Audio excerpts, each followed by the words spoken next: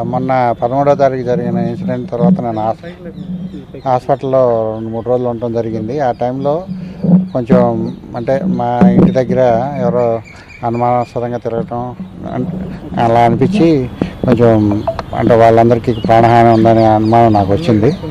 అందుకని మేము హైకోర్టుని ఆశ్రయించడం జరిగింది.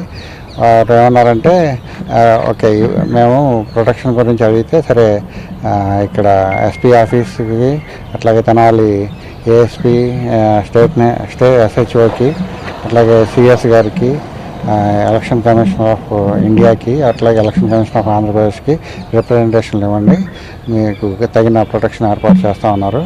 ఆ ఆదేశాలను అనుసరించి ఇక్కడ మేము మన గుంటూరు ఎస్పీ ఆఫీస్లో రిప్రజెంటేషన్ ఇవ్వడం జరిగింది. వారు సవినయంగా తీసుకున్నారు. వారు మాకు కావాల్సిన ప్రొటెక్షన్ ఏర్పాటు చేస్తూ ఉన్నారు. ప్రొటెక్షన్ మాకు వస్తుందని ఆశిస్తున్నాం. ఎస్పీ గారికి, గుంటూరు ఎస్పీ గారికి, ఏఎస్పీ గారికి, ఎస్హెచ్ఓకి, మళ్ళా డీజీపీ గారికి, సిఎస్ గారికి, ఎలక్షన్ కమిషన్ ఆఫ్ ఇండియాకి, ఎలక్షన్ కమిషన్ ఆఫ్ ఆంధ్రప్రదేశ్కి మెయిల్స్ పంపించాం.